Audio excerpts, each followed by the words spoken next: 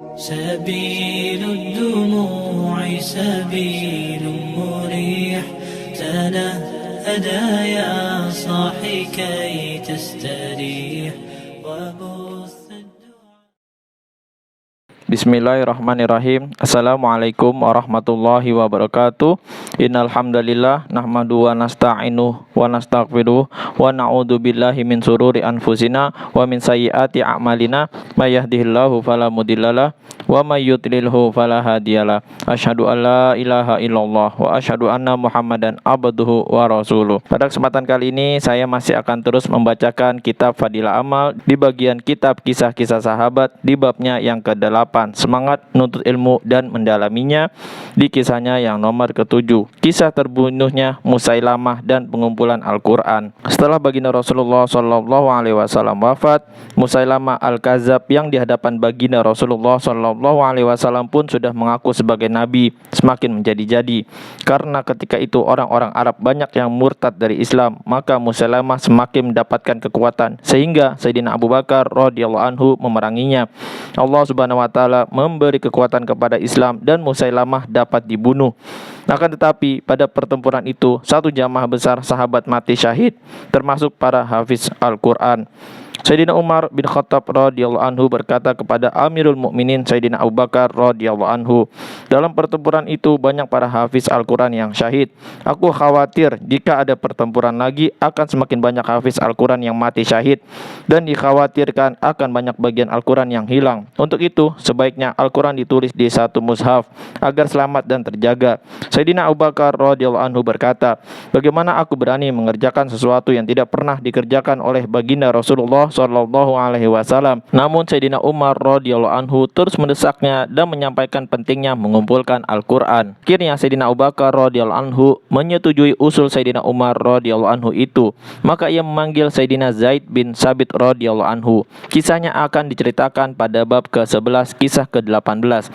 Sayyidina Zaid radhiyallahu anhu bercerita, aku datang kepada Sayyidina Abu Bakar radhiyallahu anhu, sedangkan Sayyidina Umar radhiyallahu anhu sudah berada di situ pula.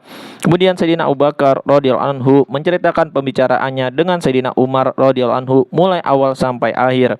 Setelah itu Sayyidina Abu Bakar radhiyallahu anhu berkata, engkau seorang pemuda yang cerdas, orang-orang sangat mempercayaimu dan tidak ada yang bersangka buruk terhadapmu. Selain itu engkau termasuk penulis wahyu pada zaman baginda Rasulullah Sallallahu Alaihi Wasallam.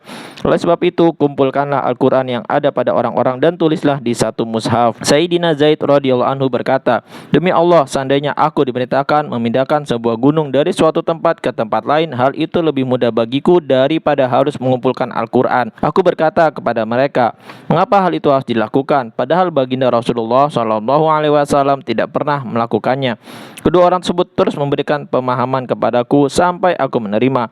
Menurut sebuah riwayat, Sayyidina Abu Bakar radhiyallahu anhu berkata kepada Sayyidina Zaid radhiyallahu anhu, jika engkau menyetujui pendapat Umar, maka aku akan memerintahkannya.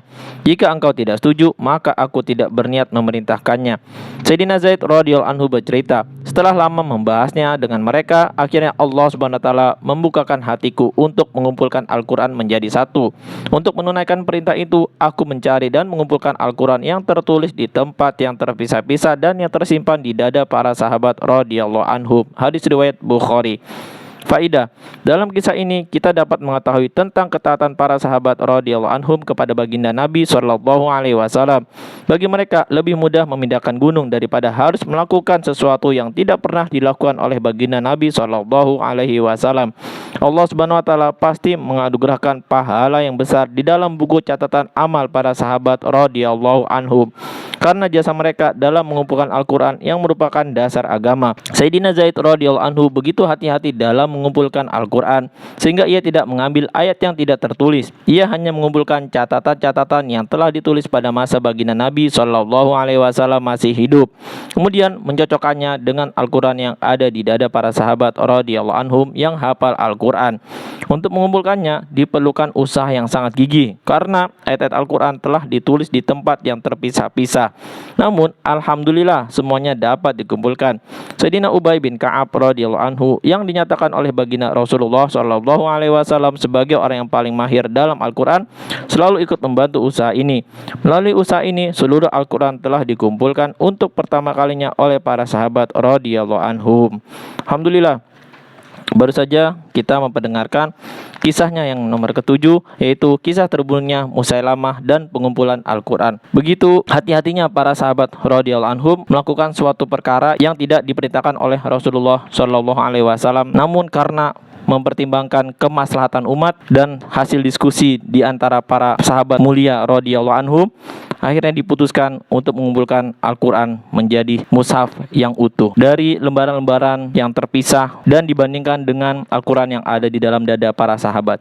Mudah-mudahan kita bisa mengambil hikmah, amal dan sampaikan kepada saudara-saudara kita yang lain. Subhanakallahumma wa bihamdika asyhadu an la ilaha illa anta astaghfiruka wa atubu ilaik. Wassalamualaikum warahmatullahi wabarakatuh. سبيل الدموع سبيل مريح تنهدى يا صاحي كي تستريح وبث